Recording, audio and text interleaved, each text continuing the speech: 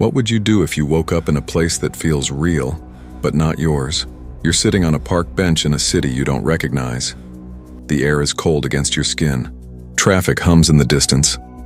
A dog barks somewhere behind you. You check your pockets. There's a wallet. Inside it, cash, cards, a driver's license. The face staring back at you is unmistakably yours. Same scar on the eyebrow, same tired eyes, but the name printed beneath the photo sends a chill through your chest. It's not the name you remember. Your phone lights up. Missed calls, dozens of them. Messages from someone labeled home.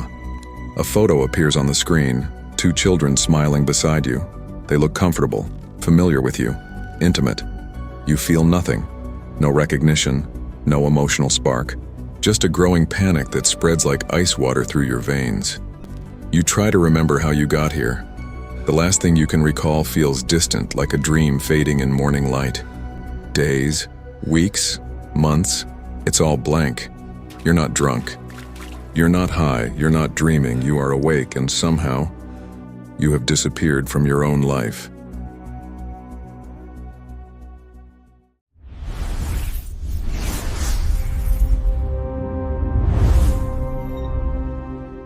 This isn't fiction. It's a documented psychological phenomenon known as dissociative fugue, a rare and deeply unsettling condition in which a person suddenly loses autobiographical memory and may travel far from home, sometimes constructing an entirely new identity.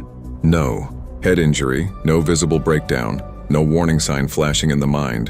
One day, you are you. The next, you are someone else. But why does the human mind fracture in this way?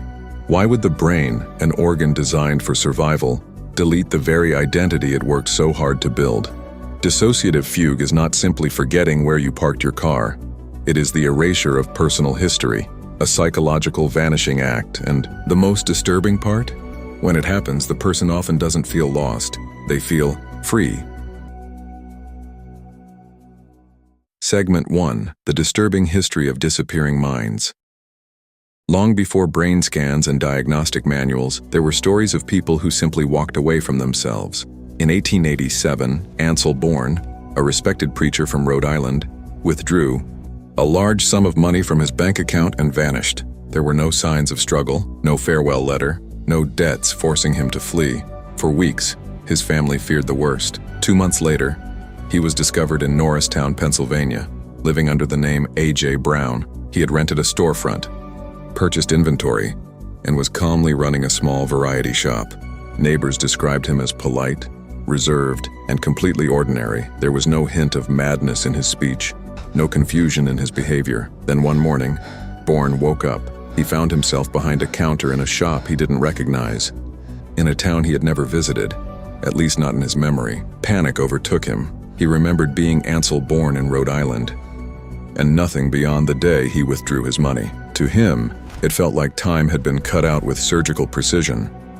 Psychologist William James later studied Bourne's case, describing it as evidence of divided consciousness. The idea was radical, that identity might not be as stable as we believe, that under certain conditions the mind could partition itself. Bourne wasn't pretending. He wasn't delusional. He had functioned flawlessly in a new identity. The mind had not broken into chaos. It had reorganized. Segment 2: The Science of Erasing Yourself. Dissociative fugue is classified today under dissociative disorders, closely related to dissociative amnesia. But fugue is distinct because it involves movement, physical flight paired with psychological escape. At its core, dissociation is a defense mechanism.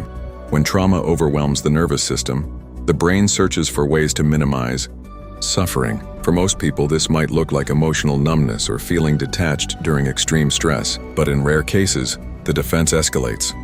Imagine the brain as a control room flooded with alarms. The amygdala detects threat, cortisol surges, heart rate spikes. If the trauma is chronic, abuse, warfare, catastrophic loss, the stress system never fully resets. The identity linked to the trauma becomes saturated with pain, so the brain performs a radical calculation. If this self equals suffering, then survival requires abandoning the self. Memory, particularly autobiographical memory, depends heavily on the hippocampus and its integration with emotional processing centers. Under prolonged stress, this integration falters. The narrative thread that ties your past to your present can snap. In a fugue state, individuals may travel unexpectedly.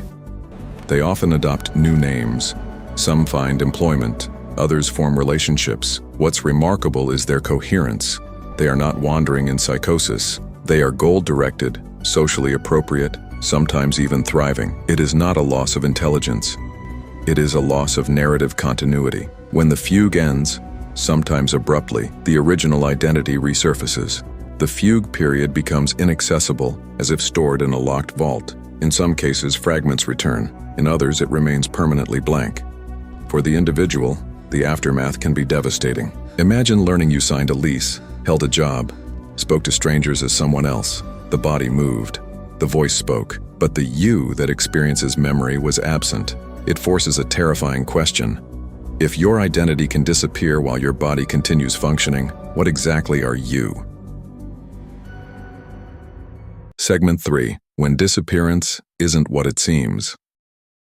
In 2004, John Darwin vanished during a canoeing trip off the coast of England. He was presumed drowned. His wife grieved publicly. Insurance money was paid. 5 years later, Darwin reappeared, claiming amnesia. Initially, some speculated dissociative fugue, sudden disappearance, claimed memory loss, a man detached from his past. But investigators uncovered evidence of deliberate fraud. Darwin had been living secretly, orchestrating the illusion of death for financial gain. Cases like this complicate public perception. When genuine fugue cases surface, skepticism follows. People assume deceit. They assume escape from responsibility. But authentic dissociative fugue differs in one crucial way. There is no calculated intent, no long-term plan. The person does not gain strategically. In fact, they often lose everything: careers, trust, relationships, because they cannot explain what happened. Clinical reports show fugue episodes often follow severe psychological distress, combat exposure, childhood trauma resurfacing, overwhelming shame, or catastrophic life events. The mind reaches a breaking point where dissociation becomes total, and here lies the paradox. During the fugue, many individuals report feeling lighter, calmer, as if an unbearable weight has been lifted. The new identity carries no trauma history, no painful attachments, no guilt. It is a psychological clean slate, but clean slates come at a cost. When the original identity returns, the trauma still exists. The unresolved pain waits patiently beneath the surface. Fugue does not heal suffering, it postpones it. Dissociative fugue is not about running towards something new, it is about running from something the mind cannot survive facing. And sometimes the most terrifying thing you can lose isn't your life, it's yourself. The twist in application. Now here's where this gets personal. You probably won't wake up tomorrow in another city with a new name, but have you ever felt the urge to disappear? To delete your social media, to move somewhere no one knows you, to cut ties and start over? That impulse, the fantasy of reinvention, is something almost everyone has felt. Dissociative fugue is that impulse taken to an extreme under unbearable stress. Even milder forms of dissociation are common. Zoning out while driving, not remembering part of a conversation, feeling detached during intense emotional moments. Your brain is constantly regulating reality to protect you. Sometimes it dims the lights, sometimes it rewrites the script, and in rare, extreme cases, it burns the whole story down and walks away. The frightening truth isn't that fugue exists, it's that your mind is capable of erasing you if it believes that's what survival requires. But dissociative fugue isn't the only way the brain fractures identity. There are cases where the mind doesn't just abandon oneself, it creates multiple identities, distinct personalities, separate memories, entire internal worlds coexisting inside a single skull.